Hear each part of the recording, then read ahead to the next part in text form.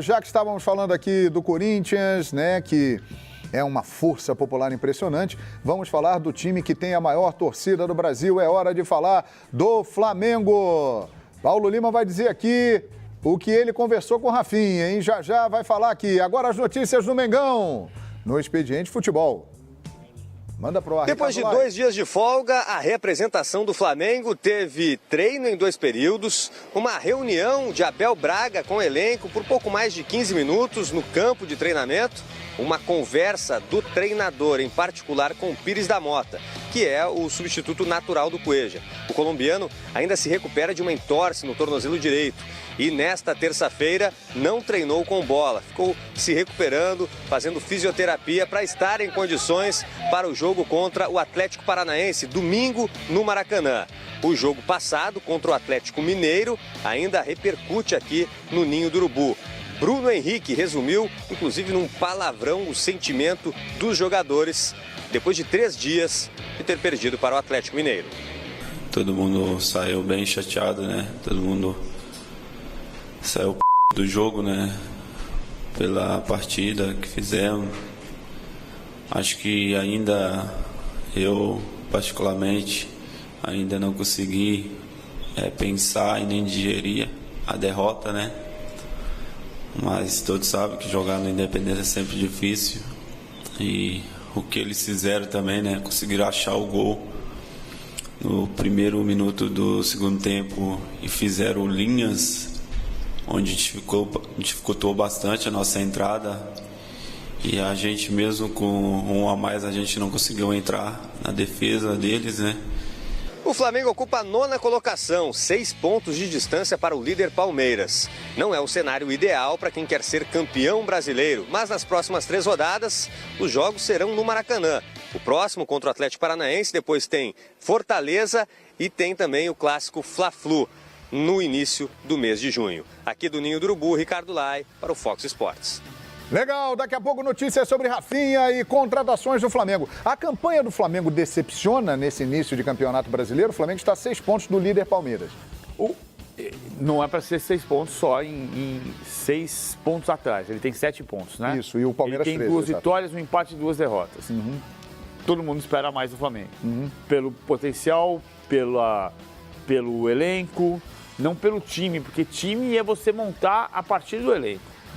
Agora, a lembrança que eu fiz aqui ontem, o Corinthians de 2015, do Tite, time imbatível, né? Campeão disparado, campeão faltando 3 rodadas para acabar o campeonato. Na 5ª rodada ele era 11º colocado, tinha 2 derrotas em 5 jogos. Não é agora. Você pode discutir a grande questão que está havendo, que redes sociais principalmente, mas a discussão sobre o Abel ficar ou sair, as pichações ontem. O ponto é o Flamengo, não é o Abel, é o Flamengo. O Flamengo tem tido uma dificuldade enorme para se transformar no clube que volte a ganhar títulos nacionais e internacionais. É o Flamengo que tem que achar onde é que está a receita dele.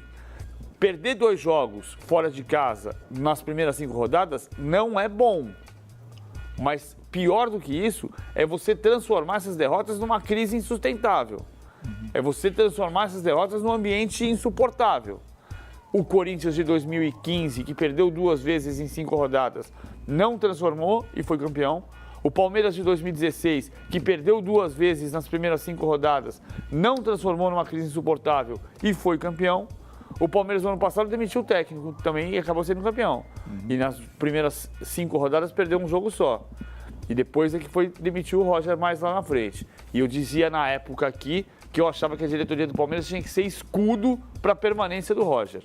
Depois que caiu, eu dei o depoimento da diretoria em relação ao que a diretoria entendia que tinha acontecido. Mas eu sempre fui contra a demissão. Sempre fui toca a saída do Roger e sempre fui toca... De um modo geral, tirando casos específicos, quando o Levir saiu do Atlético, eu entendi que fazia sentido a saída do Levir, mas de um modo geral, eu sou sempre a favor de permanência de trabalho por um período inteiro, um ano inteiro.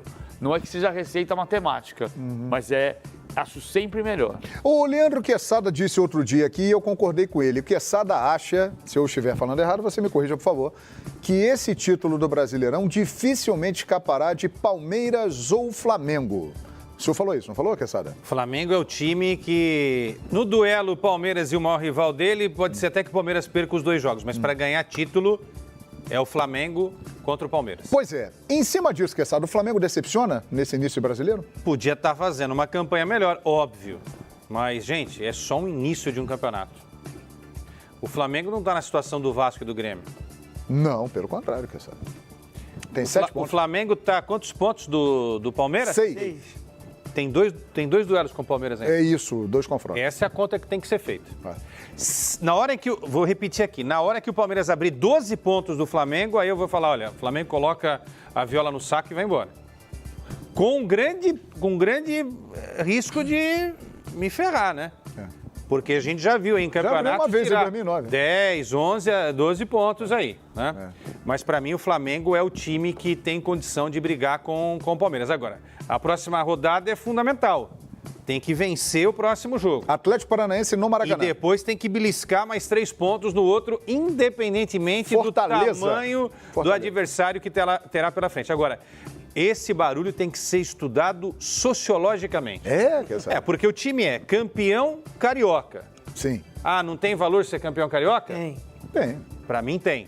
É melhor ser campeão do que não ser. Do que não ser. Tá lá no meu currículo. Ali, claro que tem. Alguns, Não, o campeonato estadual é importante, colocar, sim, claro que é importante. O campeonato é espanhol para os espanhóis, o carioca é importante para os cariocas. E por aí vai.